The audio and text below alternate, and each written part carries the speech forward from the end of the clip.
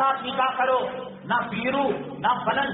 زندگی بہت بڑی ہے، البتہ یہ کر سکتے ہو اس کے لیے دکان کھول کر دے دیا، اس کو کسی فن کے اندر لگا دیا، اس کو ملازمت کے اندر لگا دیا. یہ کرو. شادی کا جہیز پہلے بھی دیا جاتا تھا اور اجتماعی نکاح ثواب سمجھ کر دے رہے ہیں، تو اس میں اور اس میں فرق کیا رہا؟ گڑ سے بچ گئے اور رسگلے کھا گئے، یہی بات ہو گئی. تو جو اجتماعی نکاح ہیں ان کے اندر بھی جہیز نہ دیا جائے، سنت کے مطابق نکاح کریں گے، نکاح کے اندر خیر و برکتیں ہوں گی. اسی طریقے سے آج میں نے کہا نکاح کا اتنا عمل جو مسجد کے اندر خطبہ نکاح پڑھا جاتا ہے، اس کو چھوڑ کر تمام چیزوں کے اندر غیروں کے رسوم اور غیروں کے رواج آ گئے ہیں. لڑکی والوں کی طرف سے دعوت شریعت کی دلیل نہیں، شریعت کی طرف سے نہیں ہے.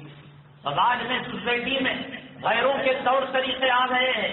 مہر دینا قابل کا کام ہے، ولیمہ کرنا قابل کا کام ہے، لڑکی کے خرچوں کو برداشت کرنا قابل کا کام ہے، لڑکی کو کپڑا دینا قابل کا کام ہے، لڑکی کو کھانا پینا دینا، دوا دارو کرنا یہ قابل کا کام ہے.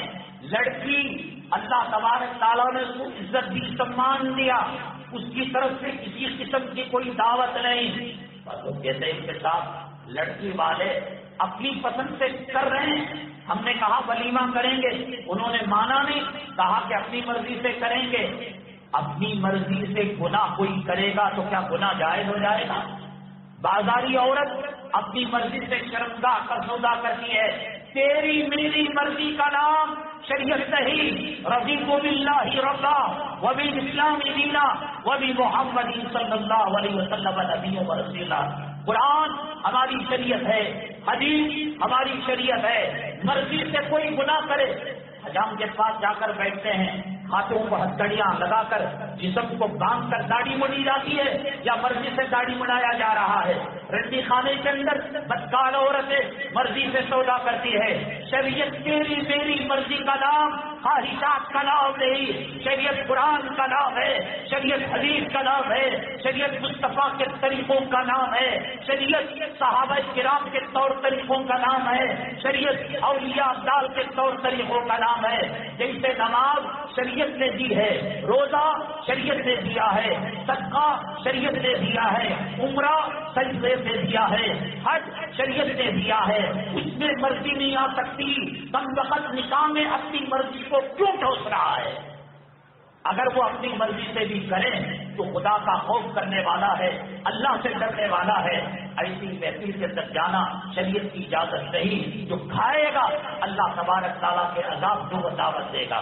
ولیمہ اللہ کے نبی صلی اللہ علیہ وسلم نے حضرت عبد الرحمن بن عوف رضی اللہ تعالیٰ نے فرمایا اولم ولو بشاۃ.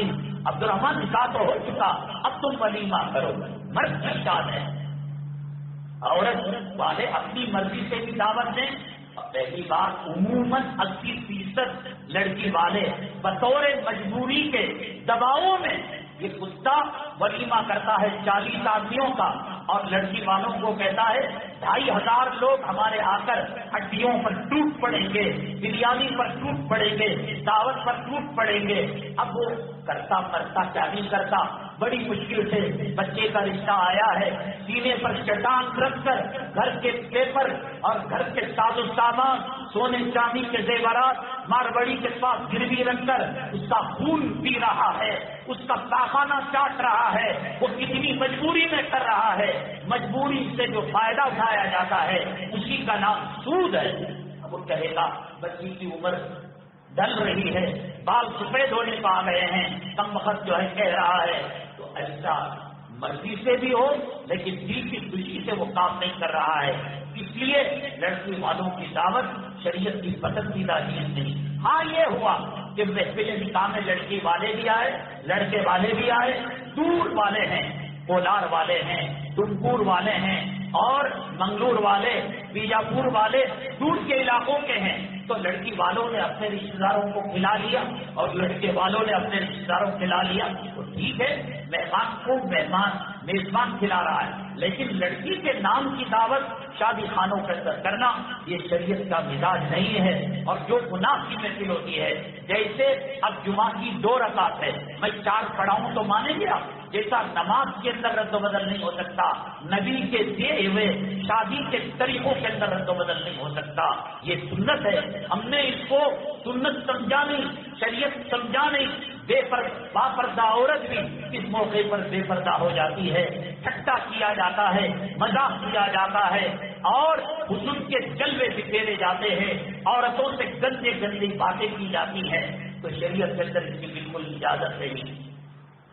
حضرت دانا بہلول بڑے عقل مند اللہ کے ولی تھے، صوفی تھے، ہارون رشید رحمۃ اللہ علیہ سے کہا کہ تمہارے جو 2 لڑکے ہیں امین اور مامون، اس میں ملکہ زبیدہ کا جو لڑکا ہے غالباً امین ہے، وہ کہا کہ وہ بیوقوف ہے، عقل کم ہے، اور مامون جو اور بیوی کا لڑکا ہے وہ عقل والا ہے، وہ دونوں کہیں کھیلنے کے لیے گئے ہوئے تھے، کہا کہ میں آپ کو بتاؤں گا، امین جس تخت پر بیٹھتے ہیں اور مامون جس تخت پر بیٹھتے ہیں، ان کی گدی کے نیچے بسترے کے نیچے ایک کاغذ انہوں نے رکھ دیا، بہلول دانا رحمۃ اللہ علیہ، اور جب وہ کھیل کر واپس آئے وہ بچہ تو دکھ نہیں رہا تھا، لیکن ملکہ زبیدہ سے جو بچہ ہے وہ چھوڑ کر جو دوسرا بچہ دوسری بیوی سے پیدا ہوا،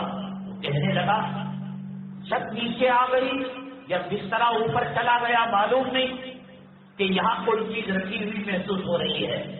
تو پھر مامون نے کہا ارے ایسی کیا بات ہے، ایک پیپر کا ہائٹ کتنا ہوتا ہے، انہوں نے اس کو مانا نہیں، بیٹھ گئے۔ ہارون رشید رحمۃ اللہ علیہ سے دانا بہلول نے کہا دیکھو میں نے کہا یہ عقل مند ہے، یہ بے وقوف ہے، ماں کتنی بڑی عقل مند چالاک ملکہ زبیدہ جس نے مکہ مکرمہ تک نہر کو نکالا تھا، بڑی اللہ والی، بڑی پرہیزگار، عورت کو دین کے راستے پر چلاؤ، نماز پڑھواؤ، عورت کو اگر صحیح رکھنا ہے اپنے آپ کو صحیح کرو۔ ایک صحابی نبی کریم صلی اللہ علیہ وسلم کے پاس آئے، آ کر عرض کیا اے اللہ کے رسول صلی اللہ علیہ وسلم، میری بیوی کے کیریکٹر کے بارے میں شبہ ہے، ہو سکتا ہے کسی سے تعلقات وغیرہ قائم کرتے ہو۔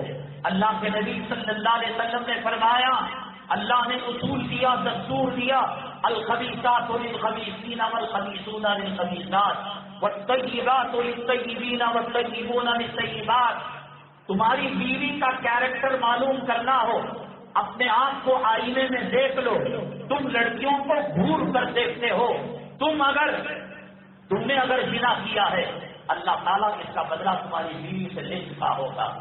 یہ نہیں ہو سکتا، بعض علماء نے کہا جو خاوند زانی ہوتا ہے، دوسروں کی عزت اور پاک دامنی پر ہاتھ مارتا ہے، کہا یہ ہو نہیں سکتا کہ اس کی بیوی پاک دامن ہو۔ یہاں تک کہا کہ بیوی اگر اپنے آپ کو بچا لے اللہ اس گھر کے در و دیوار سے زنا کروا دے گا۔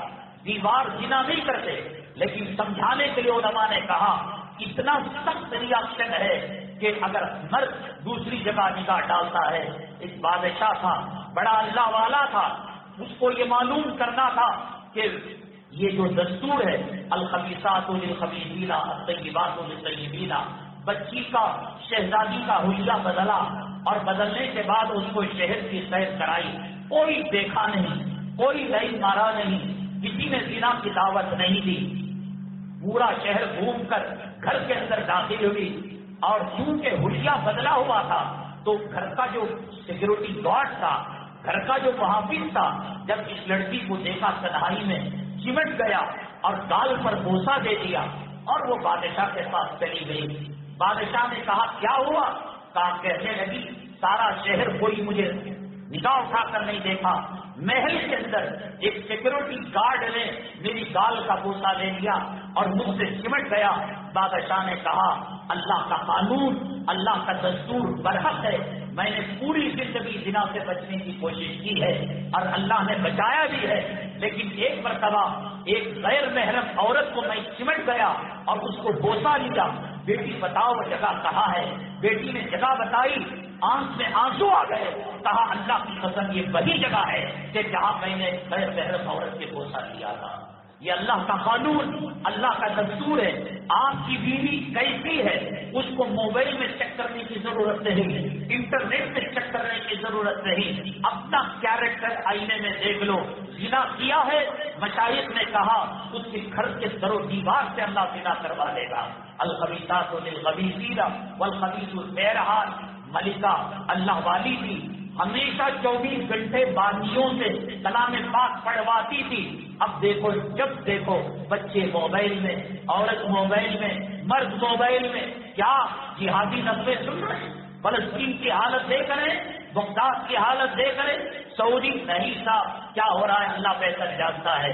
بہرحال ملکہ اللہ والی تھی اور پرہیزگار تھی۔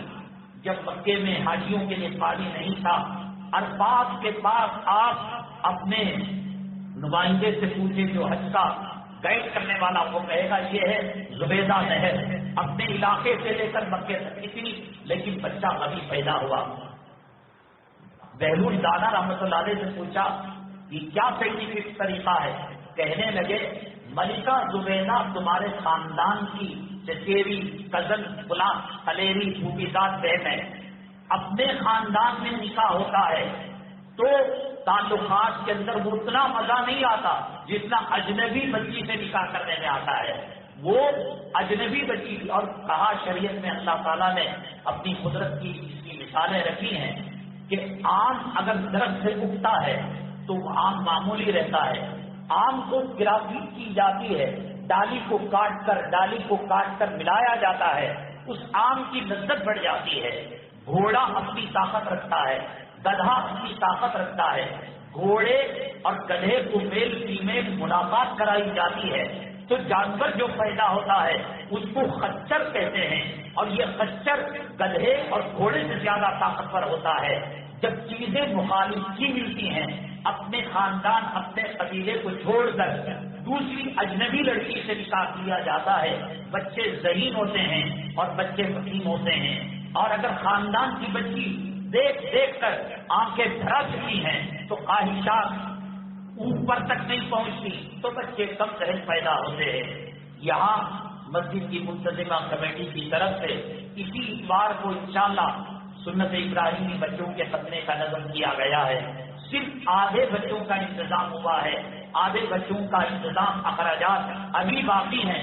آپ ایک سنت ابراہیم کا جو ذمہ داری ہے فریضہ، آپ سے درخواست ہے کہ کمیٹی والوں سے مل کر آپ تعاون کریں۔ ایک سنت کی عمل پیرائی پر جو اجر ملے گا اس کے صدقے میں، بدلے میں اللہ تبارک تعالیٰ ہمیں مصیبتوں سے، آفات سے، بلیات سے اللہ ہماری حفاظت کرے گا۔ اور اسی طریقے سے پیر اور منگل ایک اللہ والے اس مسجد کے اندر آ رہے ہیں، 24 گھنٹے کا ذکر کا، دعاؤں کا، تربیت کا نظام ہے۔ آپ حضرات اپنے وقت کو فارغ کر کر اس مسجد کے اندر تشریف لے آئے۔ پیر اور منگل یہیں پر کھانے پینے کا تمام چیزوں کا نظم انشاءاللہ کیا جائے گا۔ ایسی محفلوں سے ایمان کے اندر تشکیل ہوتی ہے اور ایمان کے اندر اور اپنی روزمرہ زندگی کو ایمانی راستے میں ڈالنے میں مدد ملا کرتی ہے۔ اور اسی طریقے سے میں نے بتایا کہ حلال صابن اور دیگر چیزیں ایک مدرسے کے امداد کے لیے کی جاتی ہے، آپ اس کو حاصل کریں۔ 100 سے زائد بچوں کا رجسٹریشن تیار ہو چکا ہے، بک ہو چکے ہیں بچے۔ ایک بچے کا خرچہ 650 روپے ہے۔ آپ سے مؤدبانہ التماس ہے کہ آپ تعاون کرتے ہوئے جائیں۔ اگلی جمعہ ایک اہم عنوان کے ساتھ رمضان المبارک کا بابرکت مہمان استقبال کرنے کے لیے ہم کھڑے ہوئے ہیں، وہ آنے کے لیے تیار ہے۔ رمضان کا استقبال کیسے کرے، رمضان کا شیڈول کیا ہو، رمضان کے طور طریقے کیا ہو، اس سوال کے جواب کے ساتھ کانوں کا میل نکال کر اچھی طریقے سے سوال سنیں۔ موت کا علم اللہ کو ہے، کب آتی ہے موت اللہ کو ہے، کہاں آتی ہے موت اللہ کو ہے، کیسے آتی ہے موت اللہ کو ہے۔ جل کر مر رہا ہے، کٹ کر مر رہا ہے، ایکسیڈنٹ میں مر رہا ہے، فلیٹ میں مر رہا ہے، سمندر کے اندر یا طوفان کے اندر، سیلاب کے اندر، کون بتا سکتا ہے؟ اثر میں ہم رہیں گے نہیں رہیں گے کون بتا سکتا ہے؟ لیکن کچھ مخلوق ایسی ہے، آپ بھی اگر وہ کرنا چاہے، موت کا پتہ، جگہ کا پتہ، وقت کا پتہ اور موت کے طریقے کا پتہ لگے گا۔ اس سوال کیسے لگے گا؟ اس سوال کے جواب کے ساتھ اس رمضان المبارک کے استقبال اور رمضان کے فضائل و مسائل اہم ترین جو ہوں گے اس کے عنوان کے ساتھ حاضر خدمت ہوں گے۔ اللہ تبارک تعالیٰ شادیوں کے اندر ہماری اصلاح فرمائے، سنت کے مطابق بچوں کا نکاح ہو اور غیروں کے طور طریقے اللہ تعالیٰ حفاظت فرمائے، خود بھی نہ کرے اور ایسی مجلسوں میں شرکت سے اللہ حفاظت فرمائے۔ آمین۔ وآخر دعوانا الحمدللہ رب العالمین۔